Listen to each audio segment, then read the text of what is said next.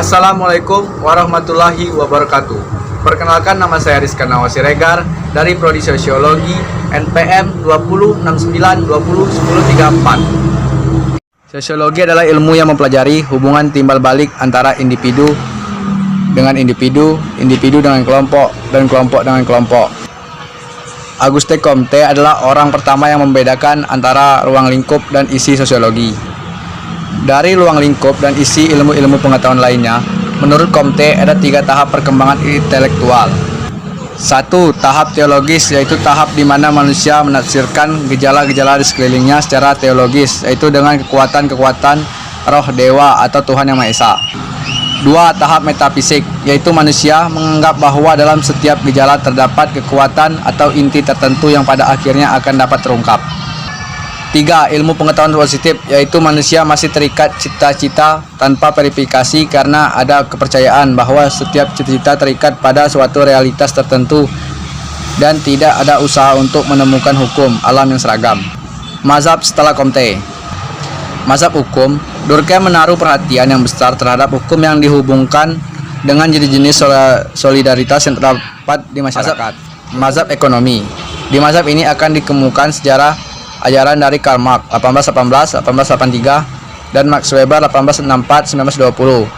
Marx telah mempergunakan metode-metode sejarah dan filsafat untuk membangun suatu teori tentang perubahan yang menunjukkan perkembangan masyarakat menuju suatu keadaan di mana ada keadilan sosial. Mazhab psikologi. Gabriel Tarde 1843-1904 dari Prancis. Dia mulai dengan sesuatu dugaan atau pandangan awal bahwa gejala sosial mempunyai sifat psikologis yang terdiri dari interaksi antara jiwa-jiwa individu, di mana jiwa tersebut terdiri dari kepercayaan-kepercayaan dan keinginan-keinginan.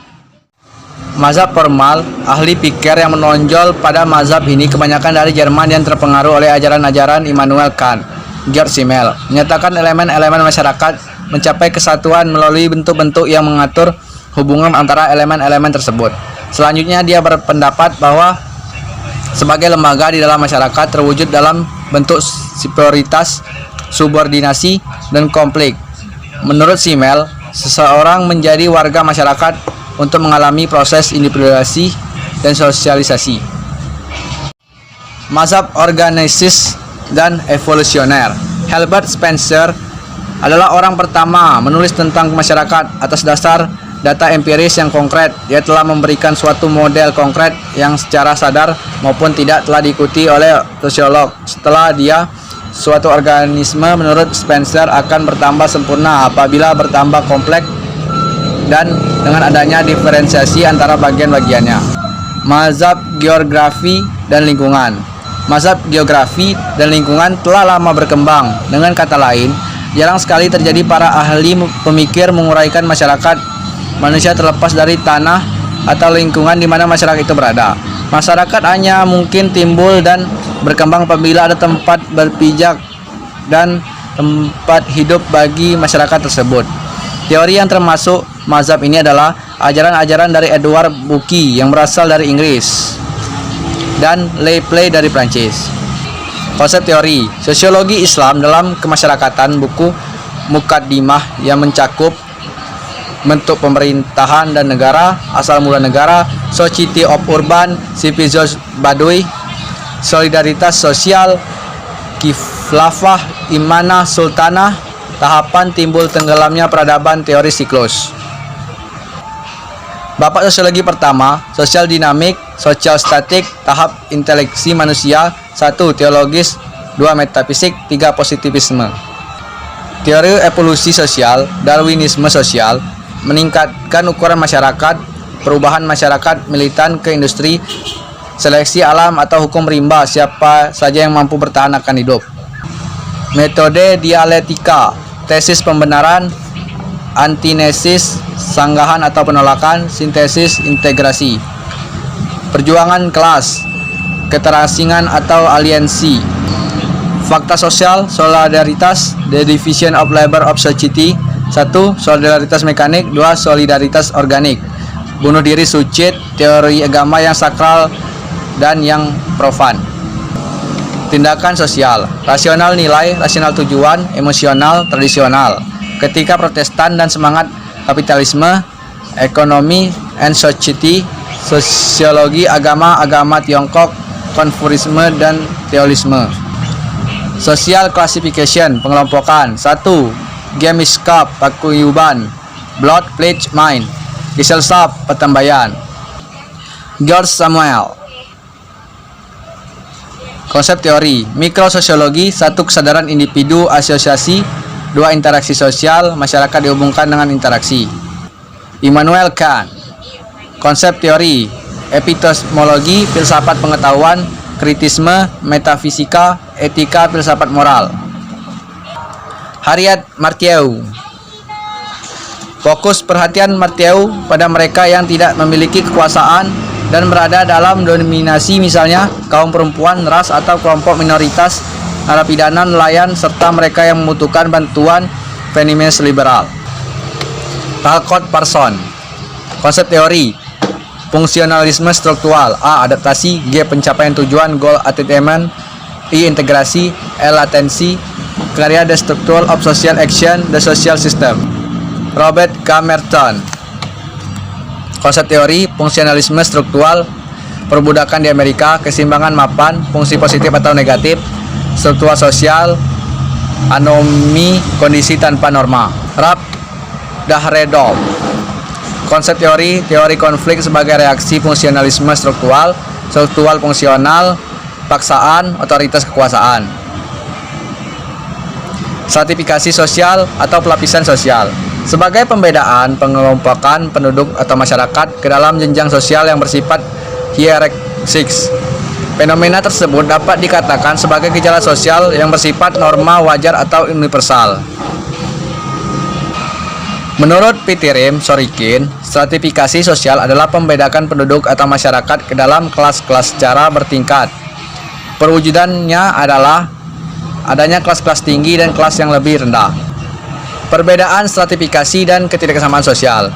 Pengertian stratifikasi sosial, social stratification, berbeda dengan konsep ketidaksamaan sosial, social inequality. Ketidaksamaan sosial, social inequality, lebih berkaitan dengan adanya perbedaan derajat dalam pengaruh atau presentasi sosial antara individu dalam suatu masyarakat tertentu. Stratifikasi sosial lebih berkenan dengan adanya dua atau lebih kelompok yang bertingkat dalam suatu masyarakat yang anggota-anggotanya mempunyai kekuasaan, hak-hak istimewa, prestige yang tidak sama. Inti dari stratifikasi sosial adalah perbedaan akses golongan satu dengan golongan masyarakat lain dalam memanfaatkan sumber daya. Dalam stratifikasi sosial, tingkat kekuasaan, hak istimewa, prestige individu tergantung pada keanggotaannya dalam kelompok sosial, bukan pada karakteristik personalnya. Ketidaksamaan sosial, social inequality. Ada dua ciri penting yang menandai ketidaksamaan sosial, yaitu ketidaksamaan sosial hanya mengenai perbedaan paradigma atau pengaruh antara individu satu sama lain, individu lainnya, tidak berkenaan dengan derajat kekuasaan atau keyakinan. Ketidaksamaan sosial ada dan dapat terjadi dalam masyarakat yang relatif homogen.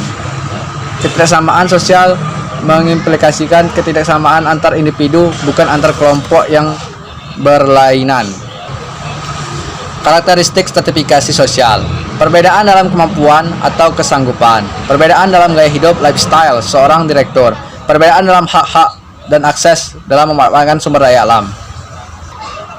Unsur-unsur stratifikasi sosial. 1. Kedudukan status. 2. Peran role. 1. Kedudukan status. Tempat seseorang dalam suatu pola tertentu secara hierarkis sebagai tempat atau posisi seseorang dalam suatu kelompok sosial sehubungan dengan orang-orang lain dengan kelompok tersebut. Tempat suatu kelompok sehubungan dengan kelompok-kelompok lain di dalam kelompok yang lebih besar lagi. Seseorang dapat memiliki beberapa kedudukan. Kedudukan seseorang dapat dilihat dari ciri-ciri tertentu dalam kehidupan sehari-hari, status simbol yang sudah menjadi bagian hidupnya. Cara berpakaian, pergaulan, memilih tempat tinggal, mengisi waktu luang, menghias rumah, gelar sarjana, dan lain. 2. Peran, role. Aspek dinamis dari kedudukan artinya seseorang telah menjalankan hak-hak dan kewajibannya sesuai dengan kedudukannya, maka orang tersebut telah melaksanakan sesuatu peran. Keduanya tak dapat dipisahkan karena satu dengan yang lain saling bertanggung. Artinya tidak ada peran tanpa status dan tidak ada status tanpa peran. Peran menentukan apa yang diperbuatnya bagi masyarakat, serta kesempatan-kesempatan yang diberikan masyarakat kepadanya.